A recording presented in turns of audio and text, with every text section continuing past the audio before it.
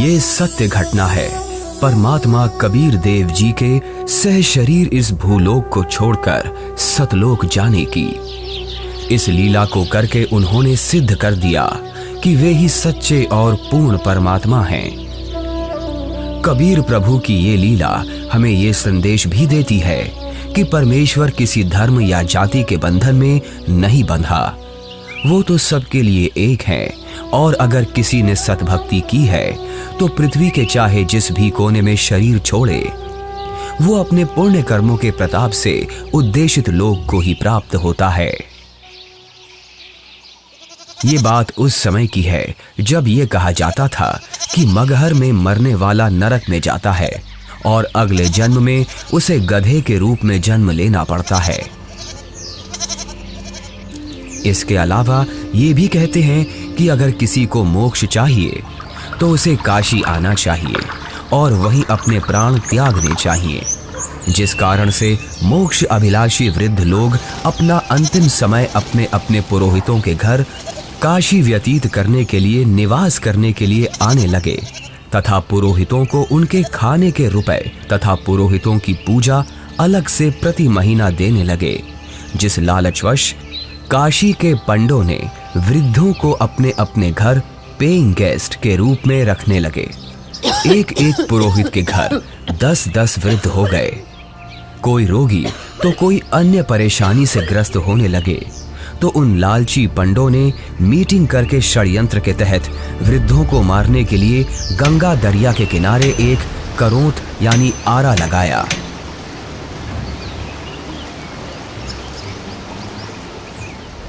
भ्रम फैलाया गया कि जो शीघ्र स्वर्ग जाना चाहता है तो इतने रुपए पूजा, जो उस समय की अधिकतम राशि थी, जमा कराओ। श्रद्धालुओं ने वृद्धावस्था के दुख से छुटकारा पाने के लिए तथा स्वर्ग जाने की भावना से वह महंगी फीस भी देने लगे। उन पंडों ने आदमियों का आरे से गर्दन काटने का पाप सिर पर ले लिया। पंडों के षड्यंत्र पर विश्वास करके वृद्ध अपने बेटों से काशी में प्राण त्यागने के लिए आग्रह करने लगे। लेकिन पिताजी, अभी आपकी और माँ की आयु ही क्या है? अभी तो आपको अपने पोतों का ब्याह देखना है, उनकी संतानों को अपनी गोद में खिलाना है। देख बेटा, जिंदगी जीने का लालच तो कभी खत्म नहीं होता, और वैसे भी अपने जीवन में हमने अपनी सारी जिम्मेदारियों को पूरा कर लिया। अब जब भगवान के पास जाना ही है तो देर क्यों करना? हमें काशी में पवित्र करौंत लेने में स्वर्ग की प्राप्ति होगी। लेकिन पिताजी, काशी में लगे उस करौत के नीचे आकर मरना तो आत्मदाह हुआ ना? अगर उस आत्मदाह से ईश्वर मिलते हो तो क्यों ना आत्मदाह किया जाए? और वैसे भी यहाँ मगहर में मरने से तो हमें मोक्ष मिलेगा नहीं। अगर हम यहाँ मरे तो अगले जन्म में हमें गधे के रूप में जन्म लेना पड़ेगा। क्या तू चाहता है कि तेरे माता पिता का अगला जन्म गधे के रूप में हो? जितनी जल्दी हम काशी जाकर करौंत के नीचे मरेंगे उतनी जल्दी ही मोक्ष मिलेगा। लेकिन पिताजी। बस बेटा, तू हमारे साथ काशी चलकर वहां हमारी करौंत के नीचे आकर प्राण त्यागने की व्यवस्था कर दे। रामशंकर अपने माता पिताजी के साथ काशी के घाट पर पहुंचते हैं। वो उस घाट पर भी पहुंचे जहां करौंत लगा हुआ है। करौंत से थोड़ी दूर पर ही खड़े होकर वो सभी देखते हैं कि गंगा नदी के किनारे करौंत वाली जगह है। उसका हैंडल करौंत से थोड़ी दूर पर एक मंदिर के पास है जो गुप्त है। हे ब्राह्मण, मुझे भी मोक्ष को प्राप्त करना है। ये काशी है और यहाँ मरने वाला हर व्यक्ति मोक्ष के लिए ही आता है। लेकिन मैंने अपने जीवन में बहुत सारे पाप कर्म किए हैं। इससे कोई फर्क नहीं पड़ता है कि मरने वाला व्यक्ति पापात्मा है या पुण्यात्मा। काशी में मरने वाला हर व्यक्ति स्वर्ग को जाता है और मगहर में मरने वाला हर व्यक्ति नरक को प्राप्त करता है। ठीक है, मुझे भी इस आरे के नीचे आकर स्वर्ग जाना है। 50 मोहरें लगेंगी। ये लो। ठीक है, तुम तख्त पर लेट जाओ। मैं भगवान से प्रार्थना करता हूँ कि वो आपको स्वर्ग में जगह दे। हे परमात्मा, इस आत्मा को अपने चरणों में स्वर्ग में स्थान देना। बहुत सारे लोग मोक्ष के लालच में पैसे देकर आरे से कट रहे थे। कुछ माता पिता अपने पुत्रों से अनुरोध कर रहे थे कि हमें भी आरे से कटवा दो ताकि हम जल्दी स्वर्ग चले जाएं। इस प्रकार रामशंकर भी लाइन में लगकर करौंद के पास आता है और अपने पिताजी को करौंद पर गर्दन रखते हुए देखता है। तभी पंडा इशारा करता है। दूसरा पंडा हैंडल घुमाता है, लेकिन हैंडल उलझ जाता है। थोड़ी देर बाद पंडा कहता है कि अभी भगवान ने आपकी कुर्बानी स्वीकार नहीं की है, कुछ दिन बाद फिर से आना। तभी हैंडल घुमाने वाला पंडा करौंद को ठीक करके इशारा करता है कि अब करौंद ठीक है, अगले का नंबर लगाओ। इस तरह फिर उनकी माता का नंबर आता है। उनकी गर्दन कट जाती है।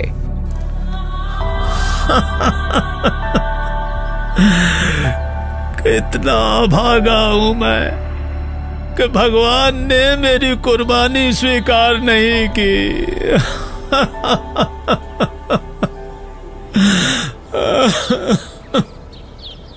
कबीर परमेश्वर जी इस भ्रम को दूर करना चाहते थे कि सच्चा भक्त किसी भी स्थान पर प्राण त्यागे वह उद्देशित लोक को प्राप्त होता है। सत्य कर्मों, पुण्य कर्मों को करने वाला व्यक्ति, सत्य साधना करने वाला व्यक्ति संसार के चाहे जिस कोने में भी शरीर छोड़े और चाहे जैसे छोड़े, वो अपने पुण्य कर्मों के प्रताप से ईश्वर के पास चला जाता है, नरक नहीं जाता। लेकिन दुष्कर्मों को करने वाला इंसान चाहे जहां भी मरे, चाहे काशी हो चाहे मगहर, उसे नरक की ही प्राप्ति होती है। सतलोक को प्राप्त करने के लिए पुण्य कर्म जरूरी हैं, ना कि काशी क्रोध के नीचे मरना। कबीर जी क्षमा कीजिए, लेकिन हम इस बात से सहमत नहीं हैं। ये पुण्य कर्मों को करने वाला व्यक्ति चाहे काशी में मरे या मगहर मरे, उसे स्वर्ग की ही प्राप्ति होगी। सत्य ये है कि अगर कोई भी व्यक्ति काशी में मरता है तो वो चाहे पुण्यकर्मी व्यक्ति हो या पापकर्मी, उसे स्वर्ग की ही प्राप्ति होगी। और अगर कोई व्यक्ति मगहर में मरता है तो वो चाहे पुण्यकर्मी हो या पापकर्मी, उसे नरक की ही प्राप्ति होगी। और इतना ही नहीं, मगहर में मरने वाला अगले जन्म में गधे के रूप में ही जन्म लेगा, ये भी निश्चित है। उस व्यक्ति को भी स्वर्ग की प्राप्ति नहीं होगी। ठीक है, तो मैं फिर मगहर में ही शरीर का त्याग करूंगा और स्वर्ग नहीं, स्वर्ग से भी आगे सतलोक जाऊंगा। और आप सभी पंडितों से मेरा आग्रह है कि आप सभी मेरे साथ मगहर चलें और मेरे शरीर छोड़ने के बाद अपनी ज्योतिष विद्या का प्रयोग करके ईमानदारी से सभी लोगों को ये बता देना कि मैं कहाँ गया हूँ। लोगों के बीच का ये भ्रम दूर होना चाहिए कि मोक्ष केवल काशी मथुरा में शरीर का त्याग करने से नहीं होगा, बल्कि मोक्ष केवल यथार्थ भक्ति से और मर्यादा में रहकर अपने जीवन का निर्वहन करने से होगा। आज आपके मुक्ति का दिन है। करौंद के नीचे आकर मोक्ष पाने के लिए तैयार हो आप? इस आरे अर्थात करौंद से मुक्ति प्राप्त करने के लिए कितनी मोहरें लगेंगी? केवल 50। पिताजी, आपको उस करौंद के नीचे अपने प्राणों को त्यागने की जरूरत नहीं है। क्यों? पर बेटा फिर मुझे मुक्ति कैसे प्राप्त होगी? पिताजी, मैं अभी एक बड़े महापुरुष कबीर देव जी के पास से ही आ रहा हूं। उन्होंने कहा है कि जो व्यक्ति पुण्य कर्म करता है वो सतलोक ही प्राप्त करता है। उसकी मृत्यु चाहे जहां हो। बल्कि खुद कबीर जी मगहर में शरीर त्याग कर ये साबित करने जा रहे हैं कि मगहर में मरने वाला नरक नहीं जाता। यदि उसने सत्कर्म किए हैं तो वो भी स्वर्ग ही जाता है। आपको करौंद के नीचे अपने प्राण त्याग करने की जरूरत नहीं है। पिताजी, इन दुष्टों ने माता जी की हत्या की है। ये पाप कर रहे हैं। अरे अरे, ये क्या कर रहे हो? कबीर देव जी को ज्ञान नहीं है। तुम्हारा दिमाग फिर गया? ज्ञान नहीं है?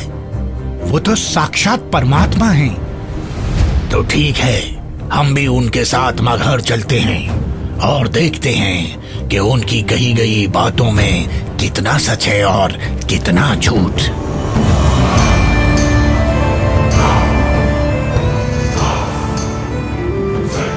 वीर देव सिंह बघेल जी की जय।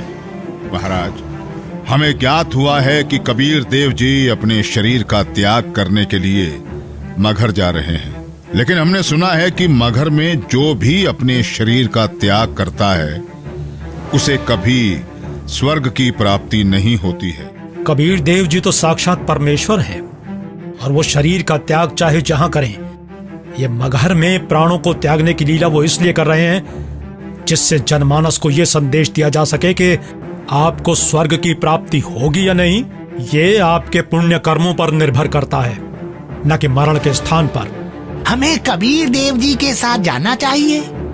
हाँ, हमें सिर्फ जाना ही नहीं है, अपितु कबीर देव जी के शरीर त्याग देने के बाद हमें उनके शरीर की रक्षा भी करनी है, जिससे उनका हिंदू धर्म विधि से अंतिम संस्कार किया जा सके।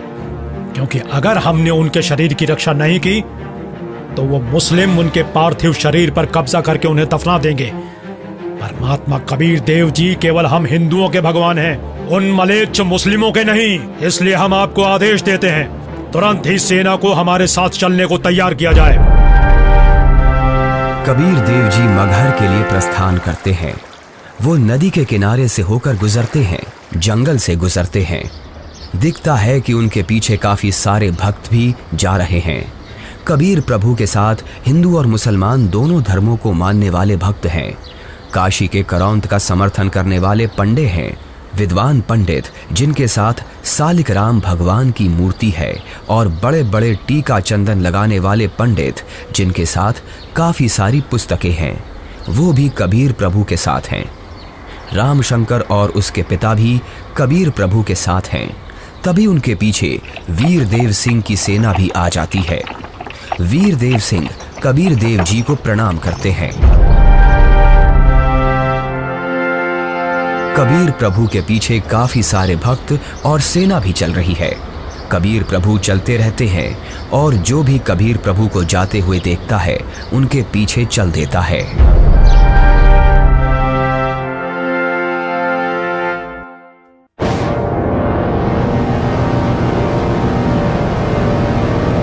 सलाम वालेकुम नवाब बिजली खान पठान साहब। वालेकुम अस्सलाम। कहिए, क्या खबर है? जी नवाब साहब, हमें पता चला है कि खुदा के रूप हमारे पीर कबीर जी महाराज मगहर आ रहे हैं, और सुना है कि वो यहाँ अपनी रूह को अपने जिस्म से आजाद करके सतलोक को रवाना हो जाएंगे। क्या?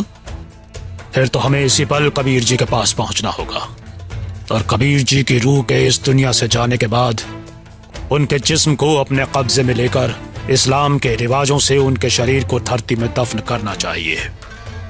और इस बात का भी ख्याल रखना चाहिए कि उनका जिस्म काफिर हिंदुओं के हाथ न लगे। जी नवाब साहब, ऐसा ही होना चाहिए। सेना को हमारे साथ कबीर जी के पास चलने के लिए फौरन तैयार किया जाए, लेकिन कबीर जी को इस बात की अभी भनक न लगे।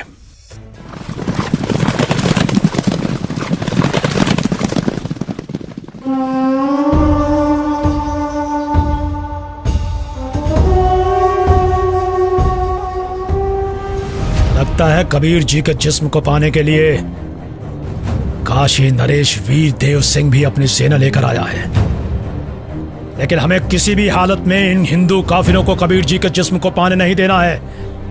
आपके आने का मकसद हमें पता चल गया। पीर जी, बिजली खान आपकी क्या खिदमत कर सकता है? मैं अपना शरीर त्याग करने से पहले स्नान करना चाहता हूँ। जी, हम अभी आपके नहाने के लिए साफ पानी की व्यवस्था करते हैं। नहीं, मैं किसी बहते पानी के दरिया में स्नान करूंगा। बिजली खान। पीर जी, यहाँ एक दरिया बहता था जिसका नाम आमी नदी था, लेकिन पीर जी, शंकर भगवान के श्राप के कारण उसका पानी अब एकदम सूख चुका है। चलो दिखाओ मुझे वो आमी नदी कहाँ है। जी पीर जी, चलिए।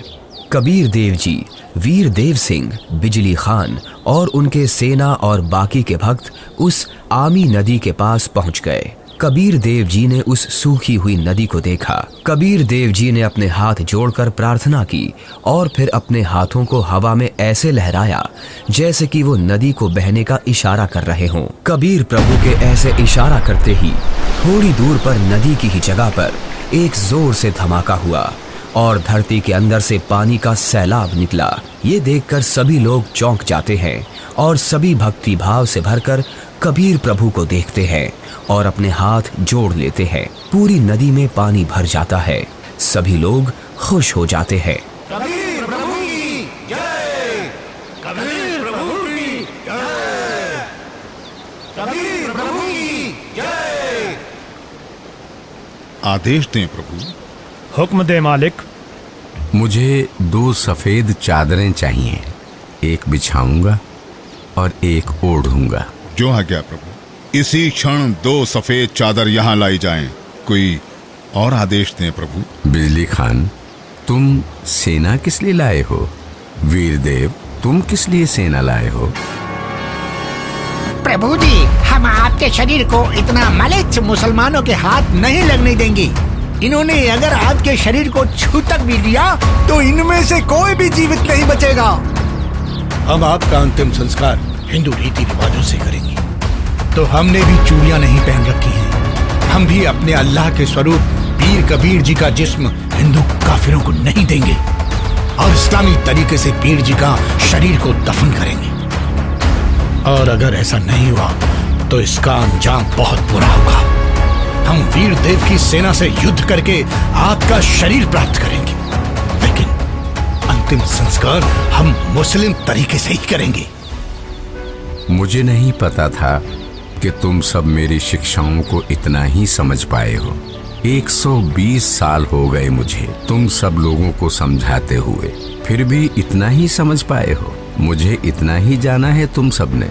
आज भी तुम एक ना होकर हिंदू मुसलमान बनकर अलग अलग खड़े हो। मेरी चेतावनी है, अगर तुम लोगों ने आपस में झगड़ा किया तो ठीक नहीं होगा। तुम दोनों एक ही परमात्मा की संतान हो। तुम दोनों अलग अलग ना होकर एक ही हो। हम सबको एक साथ रहना है। मेरे सतलोक गमन के बाद इन चादरों में तुम्हें मेरा शरीर नहीं मिलेगा। एक चादर तुम हिंदू ले लेना और एक चादर तुम मुसलमान, और इन चादरों में जो भी चीज मिले उसे आपस में आधा आधा बांट लेना। आपस में लड़ाई नहीं करना, नहीं तो गृह युद्ध छिड़ जाएगा। मेरे जाने के बाद आपस में झगड़ना मत, ये मेरा आदेश भी है और विनती भी। कबीर प्रभु का शरीर मैं किसी को नहीं दूंगा। कबीर प्रभु के जिस्म को छोड़ने के बाद मैं इनके शरीर को अपने कब्जे में लेकर ही रहूंगा। अब मैं चलता हूं।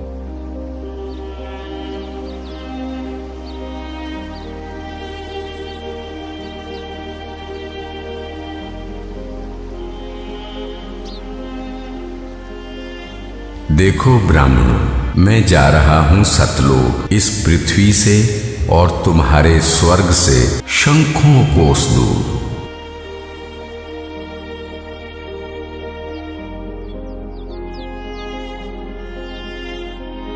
उठा लो पर्दा, इसमें नहीं है मुर्दा, इस चादर को उठाओ। जैसे ही वीर देव और बिजली खान दौड़कर वो चादर उठाते हैं तो कबीर देव जी की जगह उनके ही वजन के बराबर शरीर के आकार के सुगंधित फूल, गुलाब, गेंदा, गुड़हल आदि रखे हुए हैं। ये देखकर सभी लोग चौंक जाते हैं। सभी लोग हाथ जोड़ लेते हैं। अब वीर देव की आंखों से आंसू निकलते हैं। बिजली खान की आंखें भी नम होती हैं। दोनों एक दूसरे को देखते हैं और आपस में एक दूसरे को गले लगाकर रोने लगते हैं। दोनों सेनाओं के सिपाही भी एक दूसरे को देखते हैं। वहां खड़े ब्राह्मण लोगों की भी आंखों से आंसू गिरने लगते हैं। रामशंकर और उसके पिता के भी आंसू गिरते हैं। सभी लोग एक साथ कबीर देव जी के नाम का नारा लगाने लगते हैं। कबीर प्रभु की जय, कबीर प्रभु की जय।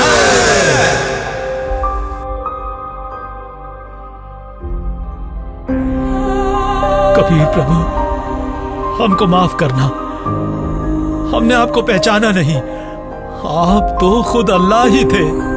बहुत बड़ी गलती हो गई हमसे, हमने भगवान को नहीं पहचाना।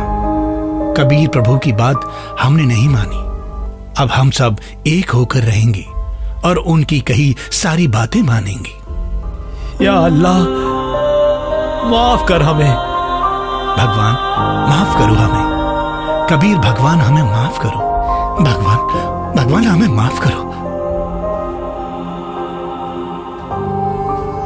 फिर हिंदू और मुसलमानों ने आपस में वो फूल बांट लिए और मगहर में ही कबीर प्रभु की याद में 2 अलग अलग स्थानों का निर्माण किया।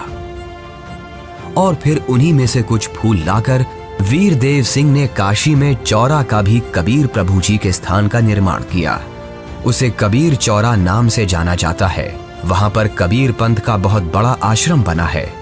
कबीर प्रभु जी ही सच्चे और पूर्ण परमात्मा हैं, जिन्होंने हम सबको रंग भेद, जाति धर्म भेद आदि के आधार पर ना बंटकर एकजुट रहना सिखाया। परमात्मा एक विशेष जाति या समूह का नहीं होता। परमात्मा तो सबका एक है, जिसका नाम कबीर देव है।